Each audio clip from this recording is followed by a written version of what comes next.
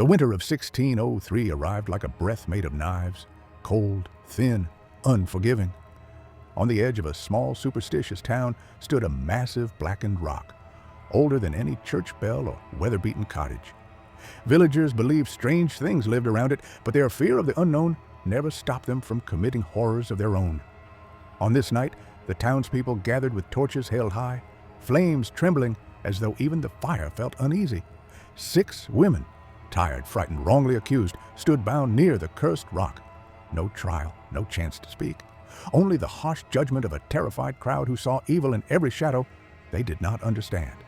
Beside them stood a towering elm tree, ancient and twisted, its branches curled like fingers recoiling from the cruelty it was forced to witness. Snowflakes drifted downward, melting instantly as the torches flared brighter. One woman screamed for mercy. Another sobbed softly. The third, eyes hollow, simply stared at the sky, perhaps pleading with a distant moon. Then the torches fell. The flames roared upward in a frenzy of orange and blue. Smoke spiraled into the night, mixing with the scent of burnt flesh. The tree's bark glowed faintly in the firelight, as if something beneath its surface awoke for a brief second and then settled. The screams lasted minutes. The silence lasted centuries. The ashes drifted slowly, painfully, settling into the cracked soil around the elm. The tree felt everything, the agony, the betrayal, the final desperate breaths. It couldn't move, couldn't speak, but it remembered. Trees never forget what they witness, not after a night like that. 200 years rolled by like slow-moving storms. Seasons passed. Children grew into adults who never heard the truth whispered by their ancestors. The women burned at the rock faded into forgotten tales, dismissed as old superstition. The town grew, markets flourished, winters softened. Peace settled like dust on old bones. But the elm never slept.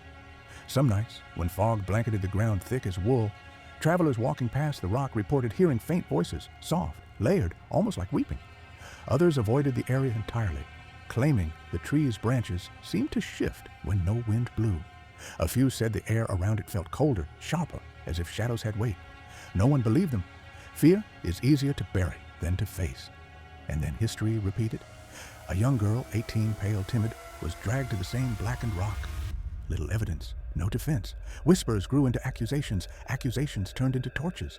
She cried for her mother, for someone, anyone, to believe she was innocent. But fear makes people blind, and hatred never dies. It only sleeps. As the torches touched the wood beneath her feet, the elm seemed to tremble, not from wind, there was none, but from something old inside it resurfacing. The flames rose, her screams pierced the forest, and the tree absorbed her agony just as it had centuries ago. But this time, something inside it changed. Its roots pulsed, its knots deepened, its bark groaned quietly, the sound swallowed by the crackling fire. 3 nights later, the first disappearance shattered the town's fragile peace.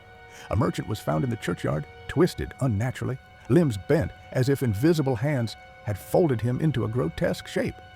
His eyes were open, reflecting pure terror. No struggle, no footprints surrounding him, only frost-coated grass and a faint trail of disturbed earth leading toward the woods, toward the elm. Whispers spread like infection. Within days, a widow mysteriously vanished. Her shoes, neatly placed and filled with wet black soil, sat on her doorstep. Her bed was made, her door unlocked, her existence wiped away as cleanly as candle smoke.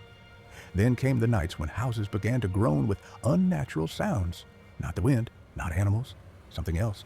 Something whispering through walls, slipping under floorboards, weaving around rafters. People claimed the shadows inside their homes moved wrong, stretching too far, bending into shapes that resembled faces, sad, furious, desperate. Fear erupted. Families locked themselves inside before sunset. Even the bravest refused to walk near the elm at night. And then, at the peak of this suffocating dread, a strange girl appeared in town. She walked in just as the fog rolled heavy over the streets, almost blending with it. Thin, pale, silent. Her footsteps made no sound. Her coat fluttered through the air, remained still. Villagers watched her pass with wide, uncertain eyes. Some claimed her gaze lingered too long on the burned rock. Others noticed the mud on her boots, the same dark soil found in the widow's shoes. And then the disappearances escalated. A butcher disappeared while closing his shop. His cleaver lay abandoned in the snow. A priest walking home after dusk simply never arrived. Two brothers who ventured into the woods to investigate the whispers left behind, only their lanterns, still glowing faintly as if dropped seconds earlier. Every path, every clue, every fear pointed toward the same three possibilities. The strange girl, the witches who died burning, the ancient tree that witnessed it all. Storms rolled across the sky, lightning illuminating the elm in violent flashes. During those flashes, some claimed to see its bark shift, faces forming, mouths opening in silent screams, branches curling like hands reaching for the sky. In the half-second between lightning and darkness, silhouettes of women appeared, flickering, hovering near the branches before dissolving back into mist. On the final night, the entire town went silent. Homes stood open. Pots boiled dry on stoves, chairs toppled, cloaks hung on hooks as if someone had just left the room. The marketplace lay abandoned, a fruit cart overturned, apples scattered like spilled marbles. Every trace of humanity vanished as though the earth inhaled and never exhaled. And on the edge of the woods, beneath the sky bruised purple with storm clouds, the elm tree towered, massive, ancient, alive. Its bark glistened as though wet with something dark. Its branches swayed, though no wind touched the ground. Its roots churned softly, like something beneath the soil was moving, breathing, waiting. For centuries, the town had wondered what evil lived near the rock, what force punished them for their sins. But in the end, no one ever knew for certain. Was it the strange girl who walked like a whisper, the angry souls of the women burned alive for crimes they never committed, or the ancient elm that had seen everything and remembered too much? Some truths belong to the soil, some secrets belong to the roots, and some vengeance belongs